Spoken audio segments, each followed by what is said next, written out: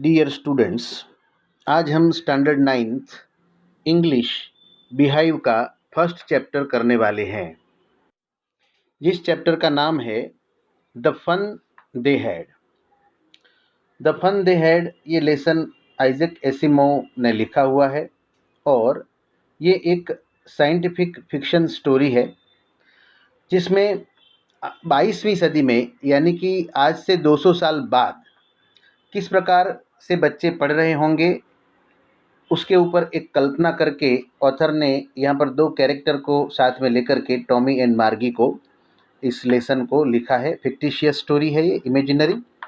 तो हम देखेंगे इस लेसन को, लेकिन इस लेसन को देखने से पहले मैं आप लोगों को बता दूं कि ये जो स्टैंडर्ड नाइन्थ है बिहाइव, उसके सारे चैप्टर हम इसी चैनल पर करने वाले हैं और standard 9, 10th, 11th and 12th इसके भी इंग्लिश के सारे लेसन्स जो है चैप्टर्स टेक्स्ट बुक के वो सारे इस चैनल पर आएंगे और ग्रामर भी साथ में आएगा। इसलिए आप सब लोग इस चैनल को सब्सक्राइब जरूर कर लेना और बेल आइकन को दबा लेना, जिससे आपको मैं यहाँ से जैसे जैसे लेसन भेजूँगा, अपलोड करूँगा, वैसे ही आपके मोबाइल में वो सारे आ जाएंगे।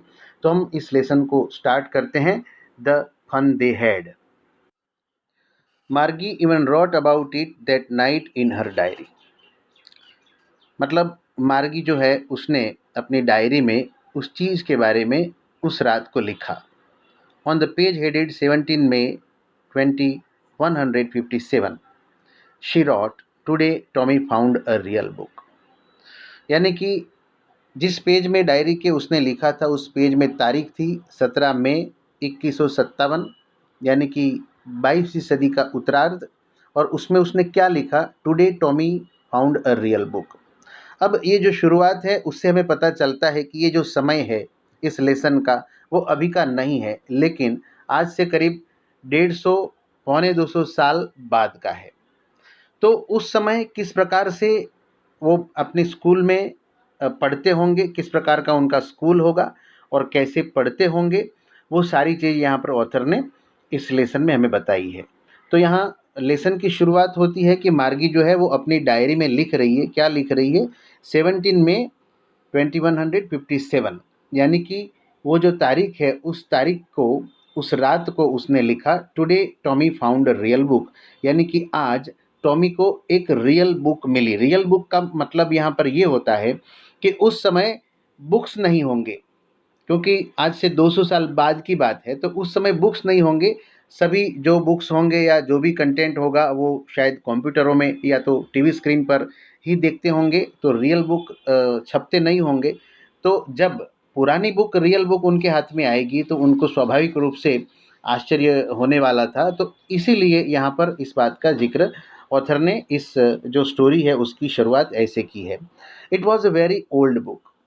Marky's grandfather once said that when he was a little boy, his grandfather told him that there was a time when all stories were printed on paper.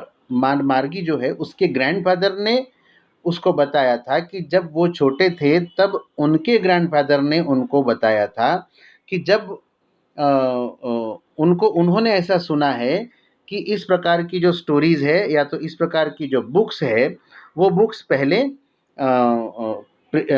Paper में print होती थी, यानी कि स्टोरीज जो है वो पेपर्स में print होती थी।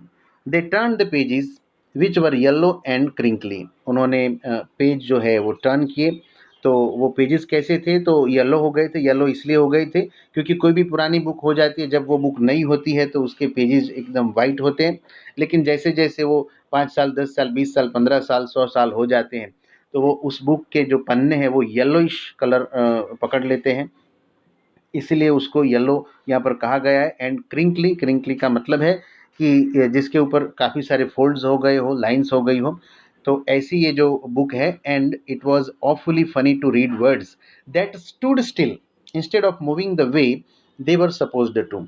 और ये उनके लिए काफ़ी सरप्राइजिंगली फनी था कि वो जो वर्ड्स थे वो स्टिल थे, यानी कि एकदम स्थगित थे, स्थित थे, वो मूवमेंट नहीं करते थे। अब भला बुक में तो किस प्रकार से वर्ड्स मूवमेंट करेंगे, लेकिन हाँ, उनकी जो बुक है उस समय की, उसमें तो वर्ड्स मूवमेंट करते हैं क्योंकि उनकी जो बुक है वो टीवी स्क्रीन में है। कंप्यूटर स्क्रीन में है और उसमें वर्ड्स मूव करते हैं, लेकिन ये तो प्रिंटेड बुक है तो उसमें तो मूव करेंगे नहीं। तो ये देखना उनके लिए कि भाई वर्ड्स मूव नहीं कर रहे हैं और प्रिंटेड है पेपर के ऊपर, क्योंकि अपनी ज़िंदगी में उन्होंने पहली बार ये बुक देखी है। ऐसी बुक उनके जीवन में है नहीं और किसी को भी पता नहीं है कि इस तरीके की कोई बुक भी पहले हुआ करती होगी, क्योंकि टाइम जो है वो चेंज हो गया है। टेक्नोलॉजी जैसे आई वैसे समाज में काफ़ी सारे चेंज आते हैं, उसी प्रकार पढ़ाई में भी चेंज आ जाते हैं। तो still instead of moving the way they were supposed to, मतलब जिस प्रकार से उनको मूवमेंट होनी चाहिए ऑन अ स्क्रीन उनकी उन वर्ड्स की, ऐसा उसने कहा। And then when they turn back to the page before it had the same words on it, और जब उन्होंने वही पेज को वापस पलटा तो उन्होंने देखा कि सेम वर्ड्स, जो वर्ड्स पहले दिखाई दिए थे वो ही वर्ड्स उस पेज के ऊपर थे। It had when they read it the first time, मतलब वही वर्ड्स जो पहले उन्होंने पढ़े थे वही वर्ड्स उनको वहाँ दिखाई दिए। Gee said Tommy, what a waste. टॉमी ने कहा कि it's a waste. Then when you are through with the book you just throw it away, मतलब उस वो कहता है कि जब आप इस बुक को पढ़ लेते हैं, through with the book that means when you read completely the book, जब आप उस बुक को पूरी तरह से पढ़ लेते हैं, you just throw it away, तो आपको उसको फेंक देना है, क्योंकि उसका कोई मतलब नहीं है। आई गेस, वो गेस करता है। Our television screen must have had a million books on it, अपना जो टेलीविजन स्क्रीन है उसके ऊपर तो मिलियंस ऑफ बुक्स हैं। And it's good for plenty more, और भी उसमें ज़्यादा बुक्स जो है वो इंस्टॉल किए जा सकते हैं, डाले जा सकती हैं। I wouldn't throw it away, और मैं उसको फेंकूंगा नहीं, क्योंकि उसमें तो मिलियंस ऑफ बुक है, और मिलियंस ऑफ बुक्स का मतलब है कि एक आदमी अपनी पूरी ज़िंदगी में इतने सारे बुक्स पढ़ भी नहीं सकता है, तो उसको फेंकने का तो कोई सवाल ही नहीं है। और एक बुक जो है जो 50 पेज की है, 100 पेज की, 150 पेज की है, वो तो आदमी 2 4 10 दिन में पढ़ लेता है। तो फिर बाद में उसके लिए वो बुक उतने ज़्यादा मायने नहीं रखती है। तो ये इस तरीके से यहाँ सोच रहे हैं। सेम विथ माइन सेड मार्गी, मार्गी ने कहा कि मेरे साथ भी ये ऐसा ही हुआ, मतलब मैं भी ऐसा ही सोचती हूँ। She was 11 and hadn't seen as many tele books as Tommy had, और उसकी उम्र यानी कि मार्गी की जो उम्र है वो 11 साल की है, और जितनी टेली बुक्स टॉमी ने पढ़ी है या तो रीड की है उतनी बुक्स उसने पढ़ी नहीं है। टॉमी वॉज 13, और टॉमी की जो उम्र है वो 13 ईयर्स की है। She said where did you find it, उसने पूछा, मार्गी ने पूछा टॉमी को कि तुमको ये जो बुक है वो कहाँ से मिली। In my house, he pointed without looking because he was busy reading in the attic. तो तब टॉमी जो है उसको जवाब देता है, क्योंकि वो अपनी पढ़ाई में बिजी है, इसीलिए ऊपर देखे बिना ही वो अपने घर की तरफ पॉइंट करता है, इशारा करता है। वो कहता है कि मेरे घर में से मिली इन द एटिक। एटिक का मतलब है कि एक स्टोर रूम, यहाँ पर इसका मीनिंग भी दिया हुआ है, तुम लोग देख सकते हो। A space just below the roof used as a store room, मतलब एक स्टोर रूम जैसी जगह है, वहाँ से उनको ये पुरानी बुक मिली है। व्हाट्स इट अबाउट, किसके बारे में है। स्कूल, स्कूल के बारे में है। Margie was scornful, school, what's there to write about school, I hate school. Margie जो है वो काफ़ी, उसको लगता है कि ये वर्ड ही वर्थलेस है, क्योंकि वो स्कूल को हेट करती है, और इसीलिए ये वर्ड यहाँ पर यूज़ किया गया है। School, what's there to write about school, school के बारे में लिखने जैसा क्या है। आई हेट स्कूल, मुझे स्कूल से नफरत है। मार्गी ऑलवेज हेटेड स्कूल, और मार्गी जो है वो हमेशा स्कूल को हेट करती थी। But now she hated it more than ever, लेकिन अभी तो वो और भी ज़्यादा स्कूल को हेट करने लगी है। The mechanical teacher had been giving her test after test in geography, उसका जो मैकेनिकल टीचर, अब ये वर्ड आप लोगों के लिए शायद नया हो सकता है, मैकेनिकल टीचर। तो मैकेनिकल टीचर का मतलब है कि ऐसा टीचर जो मैकेनिकल है, यानी कि जो मशीन है, यानी कि उनके पास जो कंप्यूटर होगा या तो इस प्रकार का इंस्ट्रूमेंट होगा कि जिसमें ये सारी चीज़ें, यानी पढ़ाई के सारे सब्जेक्ट पहले से ही प्री इंस्टॉल्ड कर दिए गए होंगे, उसकी सारी अंडरस्टैंडिंग, एक्सप्लेनेशन, वो सब कुछ उसमें लिखा होगा, और बच्चों को वो शायद वो बोल के पढ़ाता होगा, बच्चे उसमें स्क्रीन पर देख करके पढ़ते होंगे। तो ये उनका एक मैकेनिकल टीचर है, और जो भी सब्जेक्ट पढ़ना है उसके लिए उनके कमांड्स होंगे, और उन कमांड से वो सारे सब्जेक्ट्स पढ़ सकते होंगे। तो ऐसे टीचर को हम कहेंगे मैकेनिकल टीचर। तो मैकेनिकल टीचर उनका जो है वो उनको टेस्ट आफ्टर टेस्ट जियोग्राफी में देता देता रहता है, यानी कि भूगोल उनका जो विषय है उस विषय में टेस्ट आफ्टर टेस्ट, यानी कि एक टेस्ट के बाद तुरंत दूसरा, दूसरे के बाद तीसरा, तीसरे के बाद चौथा, ऐसे वो टेस्ट देते ही जा रहा है, देते ही जा रहा है। And she had been doing worse and worse until her mother had shaken her head sorrowfully and sent for the county inspector. और वो काफ़ी दुखी हो गई है, क्योंकि और भी वो उसकी जो स्थिति है वो खराब होती जा रही है। और उसकी जो मदर है, इवेंचुअली उसकी जो मदर है वो काउंटी इंस्पेक्टर को बुलाती है। अब काउंटी इंस्पेक्टर ये जो वर्ड है ये भी आप लोगों के लिए शायद नया हो। काउंटी इंस्पेक्टर एक ऐसा व्यक्ति होता है कि उनके जो ये मैकेनिकल टीचर्स हैं उन टीचर्स को वो इंस्ट्रूमेंट्स है, उन इंस्ट्रूमेंट को अगर वो बिगड़ जाते हैं या उसमें कुछ खराबी आ जाती है तो उसको रिपेयर करने का काम काउंटी इंस्पेक्टर्स करते हैं। He was a round little man with a red face and a whole box of tools with dials and wires.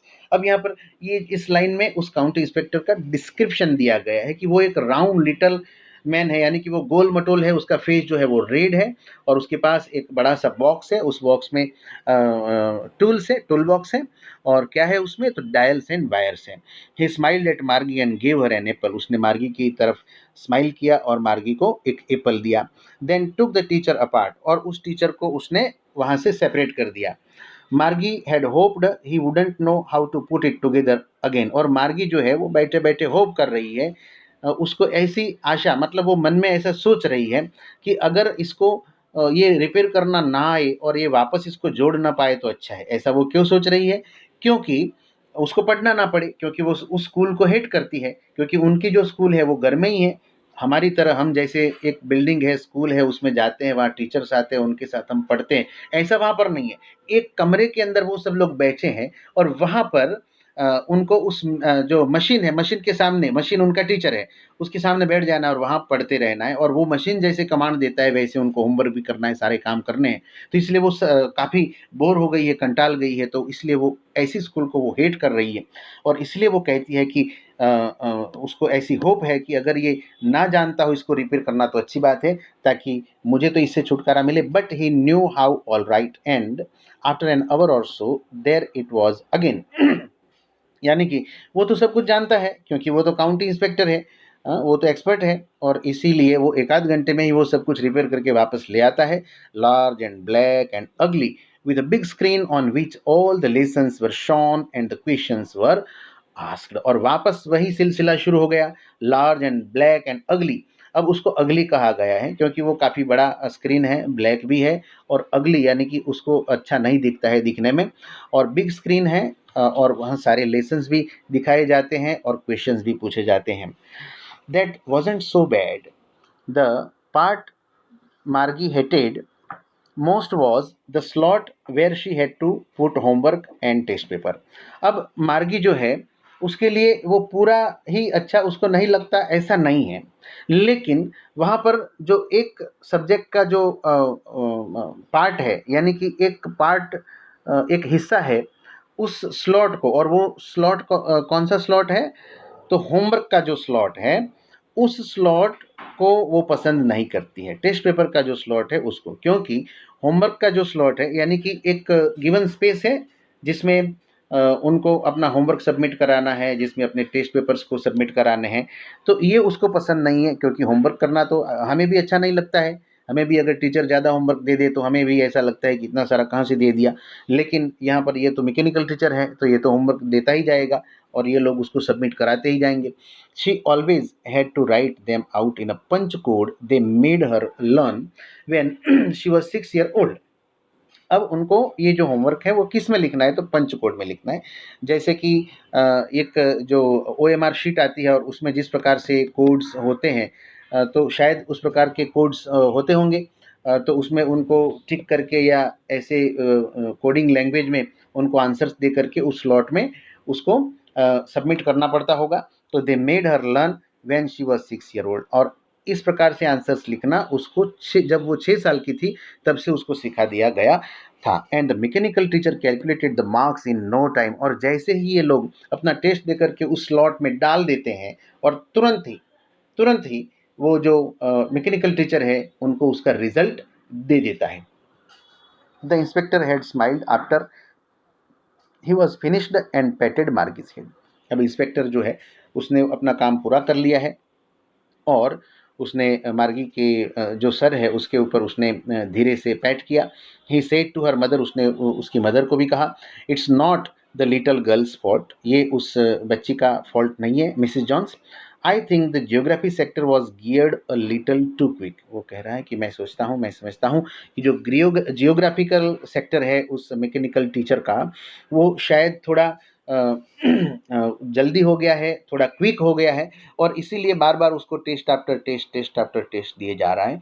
तो उसलिए उसने क्या किया, दोज थिंग्स हैपन समटाइम्स। वो कह रहा है कि ऐसी चीज़ें कभी कभी होती है। I have slowed it up to an average 10 year level, मैंने उसको 10 ईयर के बच्चे के जो माइंड लेवल होता है वहाँ तक उसको मैंने स्लो कर दिया है, सेट कर दिया है। Actually the overall pattern of her progress in quite is quite satisfactory. उसने कहा कि हालांकि वो जो गर्ल है उसका जो ओवरऑल प्रोग्रेस पैटर्न है उसकी, वो क्वाइट सेटिस्फैक्टरी, यानी थोड़ी बहुत वो संतोषकारक है।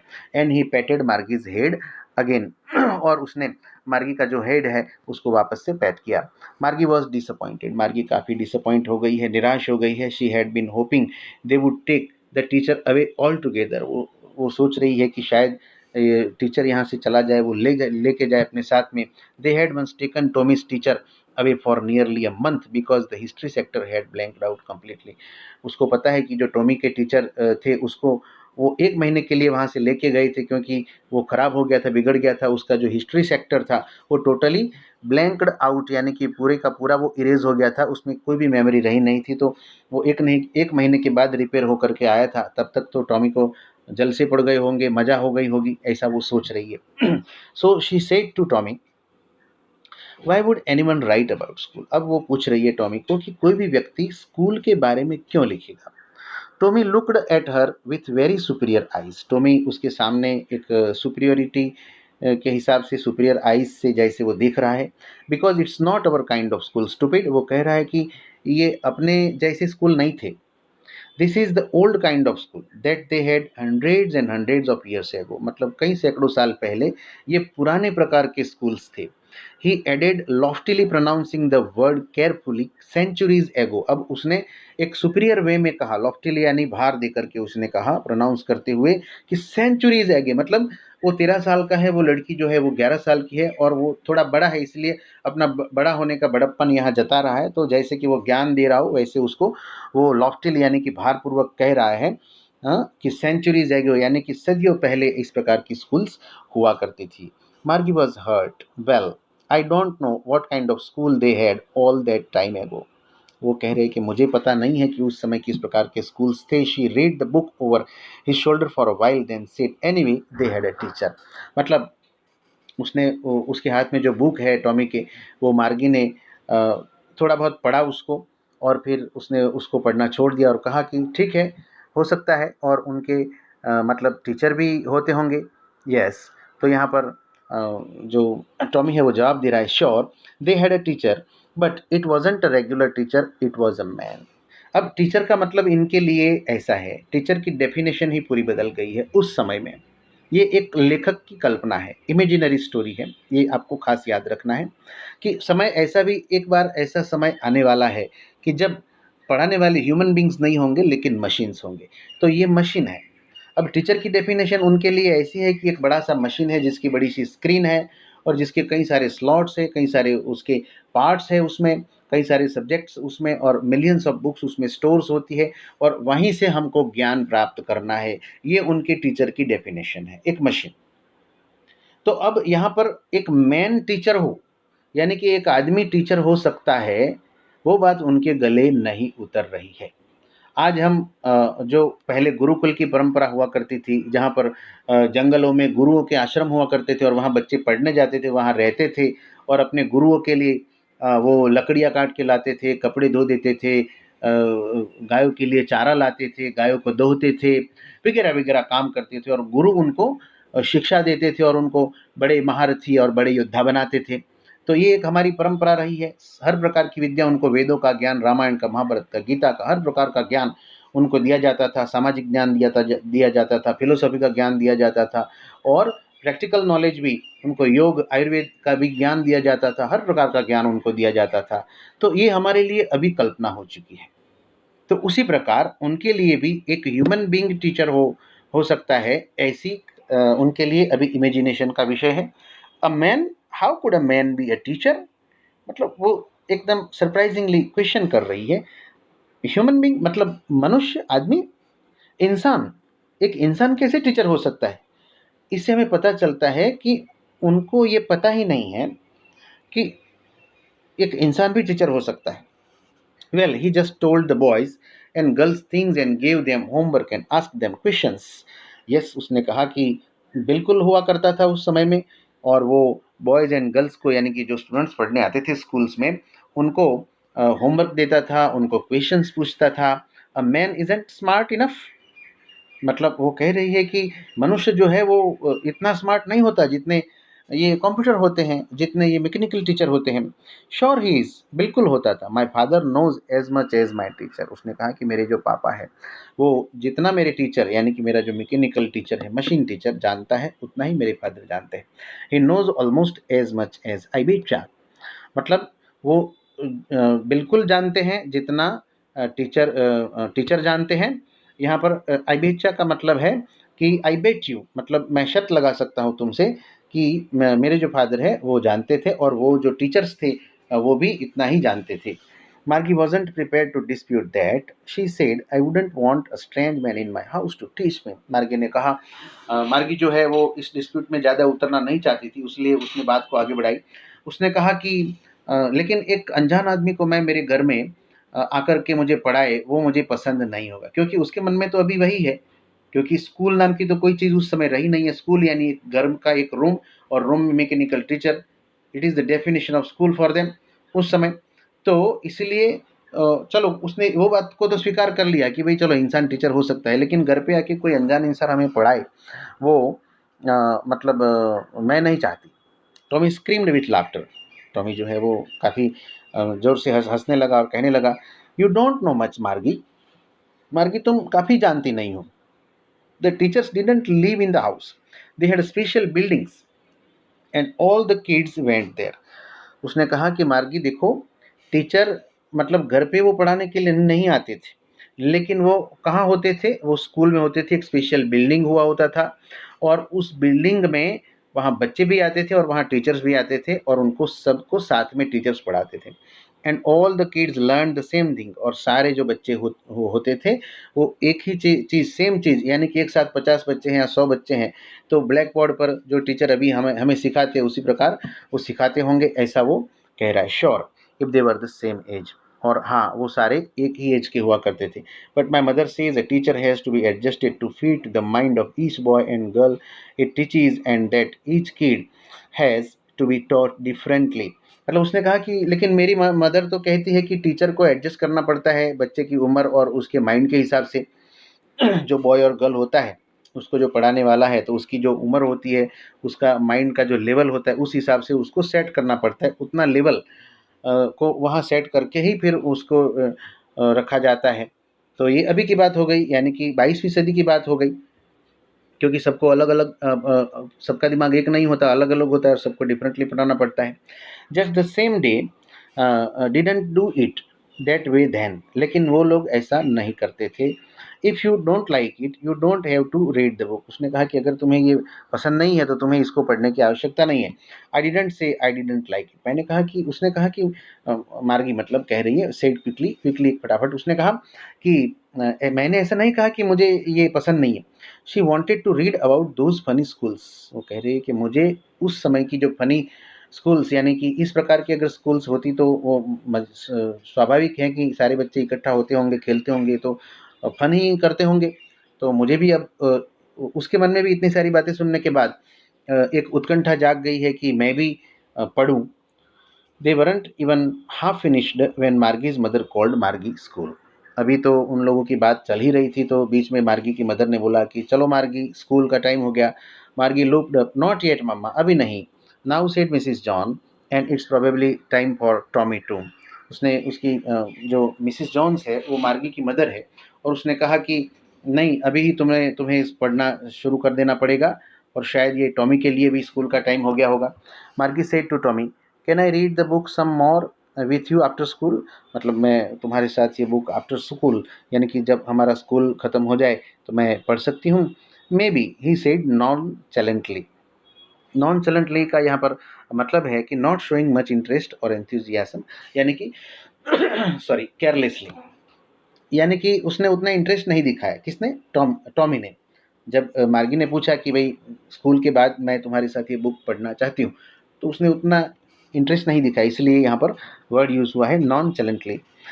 ही walked away whistling the dusty old book tucked beneath his arm, और वो वहाँ से विसल करता हुआ चला गया, और डस्टी ओल्ड बुक है वो अपने आर्म में रख करके वो वहाँ से जाता है। Margie went into the school room, it was right next to her bedroom, और उसका जो स्कूल रूम है उसके बेडरूम के बाजू में है। And the mechanical teacher was on and waiting for her, और वहाँ जो मैकेनिकल टीचर है वो शुरू कर दिया गया है और मार्गी का वेट कर रहा है। It was always on at the same time every day except Saturday and Sunday. मतलब सही समय पर, मतलब एक ही समय पर हर रोज़ वो शुरू हो जाता है, सैटरडे एंड संडे के अलावा। Because her mother said little girls learn better if they learn at regular hours, और उसकी जो मदर है वो हमेशा कहती हैं कि लिटल गर्ल्स जो है वो काफ़ी अच्छे से सीख पाती है जब वो रेगुलर टाइम पर सीखती रहती है। तो यहाँ पर ये पिक्चर है, आप देख सकते हो किस प्रकार का इनका स्कूल रूम है। एक बहुत बड़ा यहाँ पर एक टीवी स्क्रीन दिखाया गया है जिसमें बच्चे पढ़ते हैं, तो यही उनका स्कूल है। इस प्रकार का स्कूल पहले मतलब भविष्य में हो सकता है, ऐसा ऑथर जो है उनकी कल्पना है।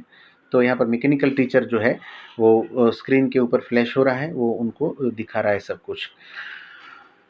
The screen was lit up and it said, today's arithmetic lesson is on the addition of proper fractions. Please insert yesterday's homework in the proper slot. अब ये जो डायलॉग है वो किसने कहा? तो स्क्रीन से ये डायलॉग आया, मतलब कंप्यूटर से ये डायलॉग आया है। स्क्रीन शुरू हो गई और उसमें से ये बात बोली गई। Today's arithmetic lesson is on, आज का एरिथमेटिक लेसन हम करने वाले हैं ऑन द एडिशन, एडिशन के ऊपर, ऑफ प्रॉपर फ्रैक्शंस के एडिशन के ऊपर। Please insert yesterday's homework in the proper slot, यानी कि तुम्हारा जो यस्टरडे के यानी कि कल का जो होमवर्क है उसको उसके प्रॉपर स्लॉट में तुम सबमिट कर सकते हो, इंसर्ट कर दो। मार्गी did so with a Sai, मार्गी आहें भरते हुए थोड़ी निराश, क्योंकि उसको ये पढ़ना पसंद उतना नहीं है यहाँ पर, इसीलिए वो इस प्रकार से मतलब उसने ऐसा ही किया जैसे बोला गया। She was thinking about the old schools they had when her